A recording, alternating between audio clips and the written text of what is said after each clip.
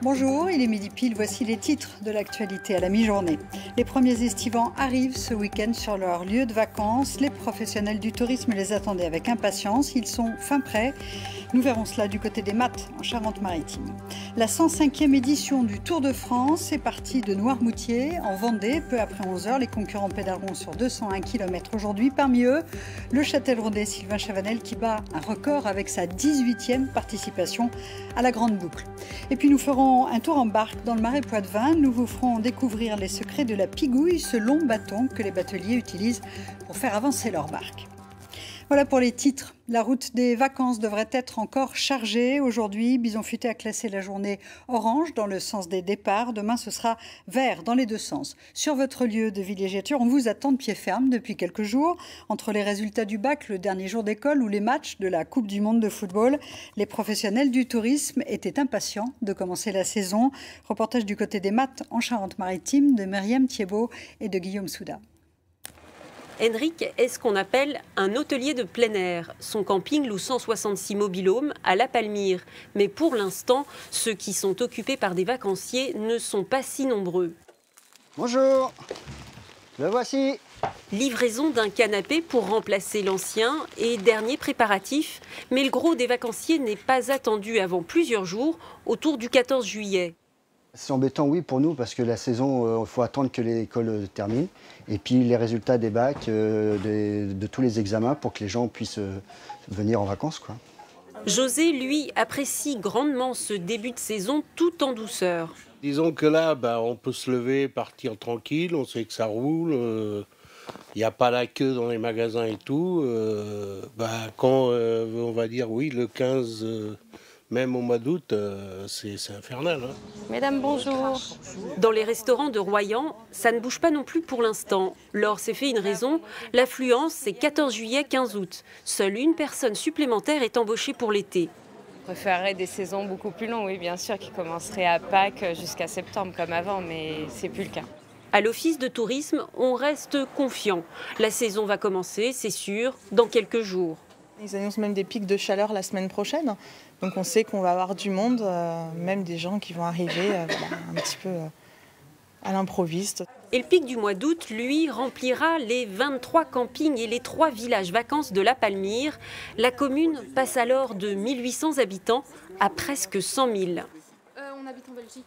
Un couple d'Angoulême est en garde à vue depuis hier après le décès suspect d'un bébé de 3 mois mercredi dans le quartier de Bassaux. Ce sont les résultats de l'autopsie qui ont conduit à cette mesure. L'enfant ne serait pas mort subitement. De nombreuses vérifications doivent être faites avec les explications des parents dans cette mort considérée comme suspecte.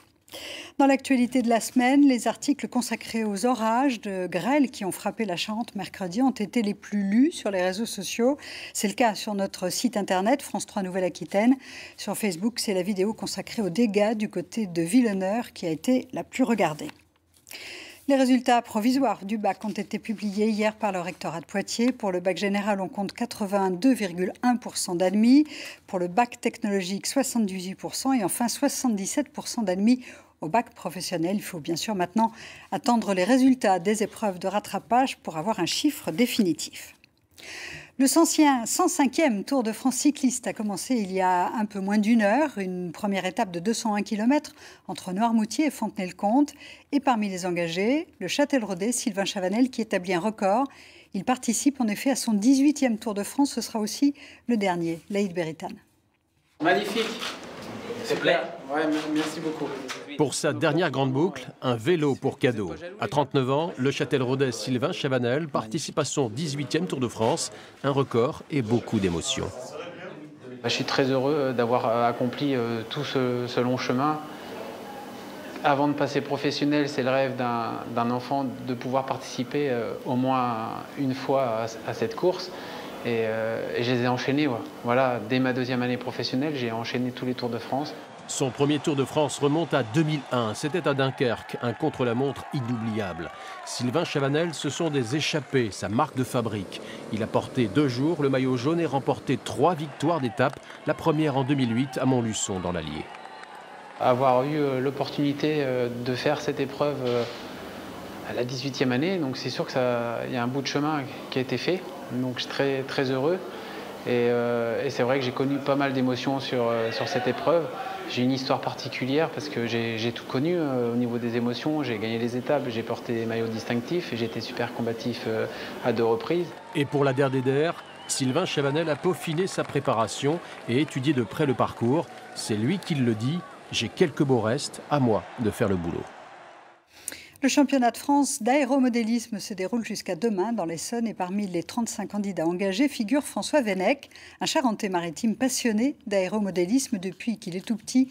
Il y consacre plusieurs heures par jour. Reportage d'Anthony Alperne et de Marc Millet.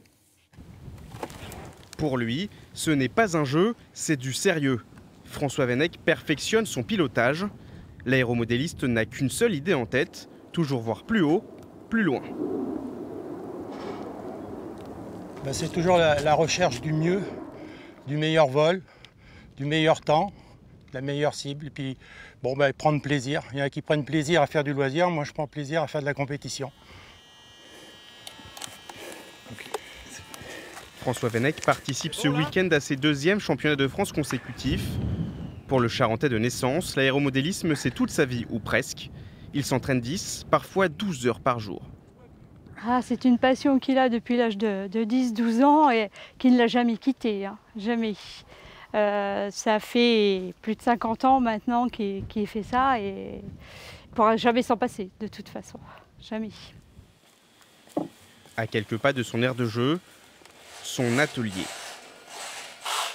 François Venec y conceptualise et y fabrique lui-même ses 40 modèles à l'image de cet avion.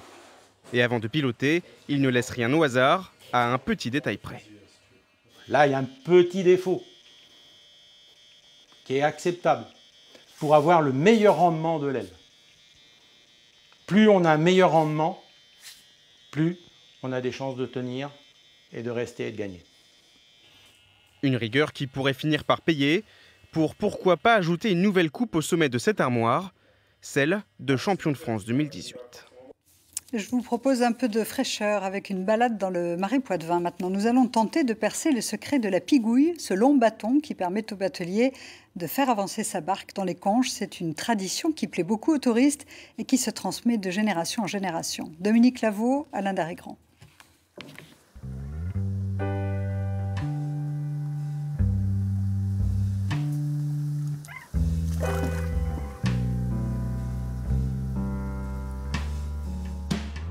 Jean utilise la pigouille depuis son enfance et à 86 ans, il manie toujours ce bâton de 4 mètres de long pour propulser sa barque sur les eaux vertes du Marais Poitevin.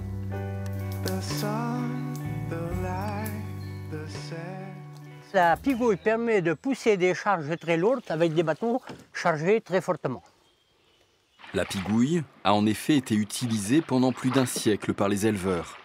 Sur leur barque, ils transportaient jusqu'à 3 tonnes d'animaux ou de matériel.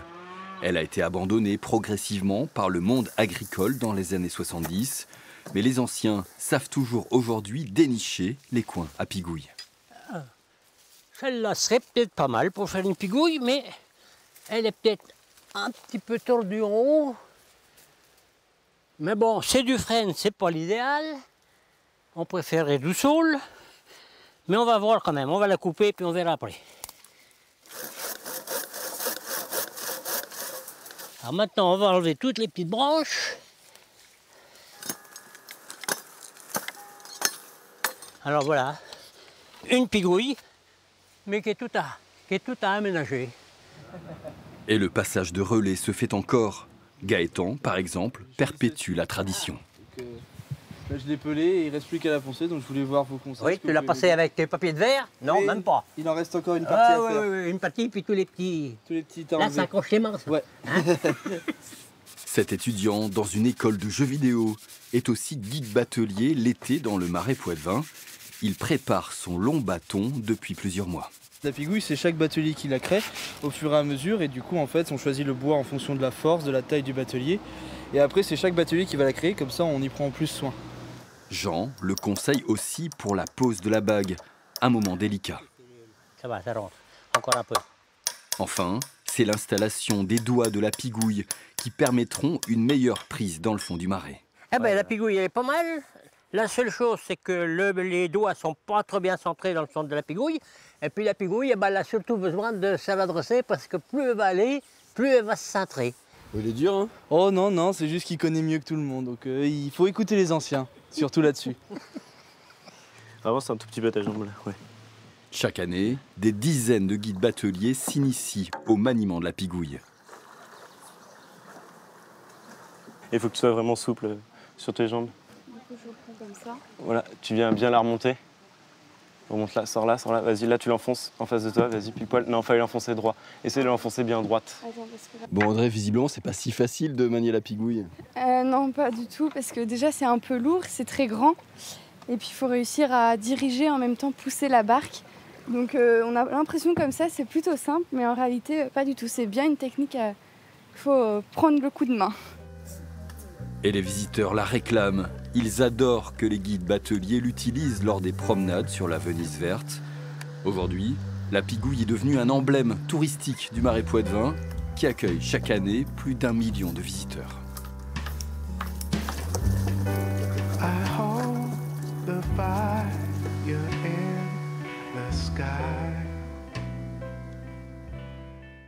Et on en vient au festival Blues Passion à Cognac avec hier soir encore une grande soirée pour les 4000 spectateurs massés devant la grande scène. Ils ont pu entendre James Blunt et une toute jeune étoile montante, Alice Merton. Elle n'a que 24 ans mais connaît déjà un gros succès. Retour sur cette soirée avec François Gibert, Thomas Chapuzot et Laurent Gauthier.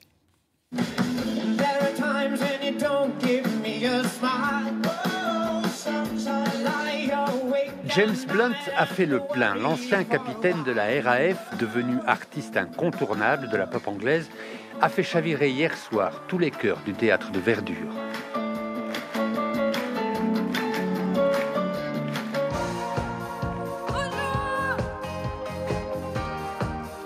En levée de rideau, une autre étoile, jeune et fragile, Alice Merton. Une vie faite de déménagements sans réelles racines. D'ailleurs, c'est son titre phare, No Roots, pas de racines. Pour elle, un mélange de force et de blessure. For a very long time, it was very hard for me to kind of deal with it and always moving around. Ça a été très dur pour moi de voyager sans arrêt, de toujours rencontrer des gens nouveaux et de ne jamais me sentir chez moi. Mais en grandissant, j'ai pris le côté positif de la chose, me sentir chez moi n'importe où et m'enrichir de nouvelles rencontres. To see so many different places and meet different people. So it's both.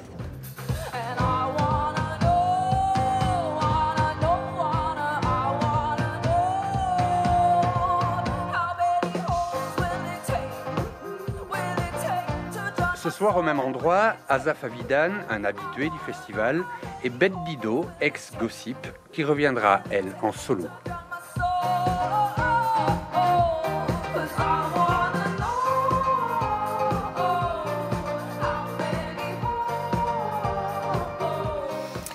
Et avant de refermer ce journal, je vous rappelle l'événement sportif du jour avec le 105e Tour de France cycliste qui a commencé il y a un peu plus d'une heure. Une première étape de 201 km entre Noirmoutier et Fontenay-le-Comte. Et parmi les engagés, vous l'avez vu, le Châtelleraudais Sylvain Chavanel qui établit un record. Il participe à son 10e Tour de France. Ce sera aussi le dernier. Ainsi s'achève cette édition. Tout de suite, les prévisions météo. Je vous retrouve ce soir à 19h. Très bon après-midi. À ce soir. Merci. Retrouvez toute l'actualité de votre région sur na.france3.fr.